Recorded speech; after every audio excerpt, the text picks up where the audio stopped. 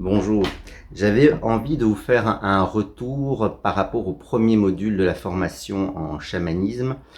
qui a eu lieu donc le week-end dernier des 11 et 12 octobre. Alors tout simplement, d'abord, vous dire à quel point j'ai été honoré de la confiance des personnes, de leur engagement dans cet apprentissage, de cette pratique qui en elle-même est un outil aux ramifications, à l'exploration infinie. On peut passer une vie, toute une vie, plusieurs vies, à continuer à explorer, à travailler euh, sa reliance à l'invisible au travers de cette cartographie du monde, de cette pratique. La pratique du voyage chamanique au tambour que j'ai appris il y a bien des années avec Claude et Noël Poncelet, que j'ai eu l'occasion de redécouvrir avec Liliane van der Velde, et qui tous les trois d'ailleurs ont reçu cet enseignement de Michael Larner. Je trouve ça toujours bien de citer à ses sources. Alors, il y a un aspect de ce voyage chamanique au tambour qui est vraiment essentiel, vivant pour moi, c'est ce qu'on appelle l'animal totem. Alors,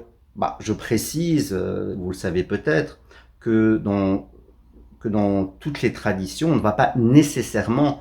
trouver le concept de l'animal totem, bien au contraire. Et quand on retrouve quelque chose qui ressemblerait à ça, ça n'est pas forcément individuel, c'est beaucoup plus collectif bien souvent. Alors pourquoi l'animal totem est tellement source de sagesse et d'enseignement? Le premier aspect, c'est que en fait, en se reliant à un esprit animal, et pour le dire comme ça, un animal totem, ça nous permet de nous relier à une part essentielle de nous-mêmes, une part souvent oubliée, une puissance, une sensibilité que nous avons toujours à redécouvrir. Un autre aspect, mais qui en fait rejoint le premier, c'est de vivre à quel point il y a dans l'intelligence du vivant, dans chaque aspect, et donc ici en se concentrant sur un aspect, une de ces manifestations, c'est-à-dire un animal, et plus globalement un esprit animal, à quel point cette porte d'entrée-là, comme il y en a plein d'autres, nous rappelle que nous faisons partie de l'intelligence du vivant, et même d'une autre façon que l'intelligence du vivant s'exprime en nous, mais que pour nous en rappeler, pour la nourrir, eh bien c'est important de se concentrer sur un animal, un esprit animal qui en lui-même est d'une richesse extraordinaire, que ce soit par les animaux tels qu'on peut les rencontrer, tels qu'on peut les découvrir au travers d'études qui ont été faites,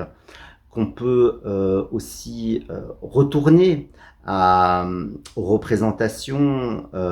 traditionnelles de cet animal, à son symbolisme. On peut le voir comme un archétype aussi. Tout cela, en fait, finalement, ça revient à une seule chose, c'est que se centrer, se concentrer sur un animal, sur cette manifestation de l'intelligence du vivant,